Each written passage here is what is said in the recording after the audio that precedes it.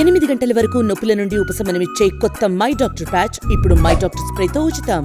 2024 సార్వత్రిక ఎన్నికల్లో నరసన్నపేట నుండి గెలిచినటువంటి రావణమూర్తి మనతో 2014 గెలిచిన ఈ రోజు 24లో దశాబ్ద కాల అనంతరం మళ్ళీ గెలుపొరించింది. ఏ విధంగా తీసుకుంటున్నారు ఈ గెలుపు? ఇది ప్రజా విజయం, మా ప్రజా విజయం. ఇది నాకు వర్షం పడిపోతే మళ్ళీ తడుచుకొని వెళ్తాను. ఇది ప్రజా విజయం అయ్యా. కొంతమంది అటు ఇటు మార్పులు చేయాలని టీవీలో చూపించిన ప్రజలు కరెక్ట్గా వేసినారు. సో ఇంతలా మెజార్టీ వస్తుంది అనుకున్నారు? ఎవరు? ప్రజా విజయం అంటాను కదా, ప్రజల నిర్ణయం అది. ఇంత మెజార్టీ అంటే ఒక సైకోని, ఒక రాక్షస పాలన అంతమొందించాలని ఇవాళ ప్రజలందరూ పూనుకున్నారు. కొన్ని వాళ్ళకి అనుకూలంగా కొన్ని మీడియా ఛానల్స్, ప్రెస్ ఏదో చిత్రీకరించినప్పటికీ ప్రజలు తీర్పు అది. దాన్ని ఎవరు వేట్ చేయాలి. డిప్యూటీ సీఎం మాజీ డిప్యూటీ గెలిచారు, ఘనంగా ఫీల్ అవుతున్నారు. అది ప్రజా విజయం అన్నాను కదా, గెలుపుకోవటం సహజం.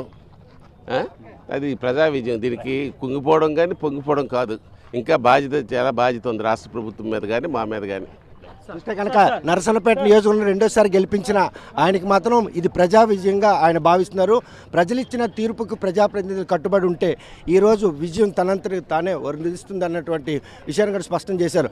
డిప్యూటీ సీఎం ధర్మాన కృష్ణదాస్పై రెండోసారి గెలిచినటువంటి రావణమూర్తి విజయాన్ని మాత్రం ఆ నియోజకవర్గం ప్రజలు, కార్యకర్తలు, బీజేపీ, జనసేన కలయికే తనకు ఆ విజయం చేకూరుతుంది అన్నటువంటి ఆశాభావం వ్యక్తం చేశారు. వీడియో జర్నలిస్ట్ రామకృష్ణతో సత్యం, RTV శ్రీకాకుళం. మరిన్ని వీడియోస్ కోసం ఛానల్ ని సబ్స్క్రైబ్ చేయండి. లేటెస్ట్ అప్డేట్స్ కోసం వాట్సాప్ ఛానల్ ని ఫాలో చేయండి.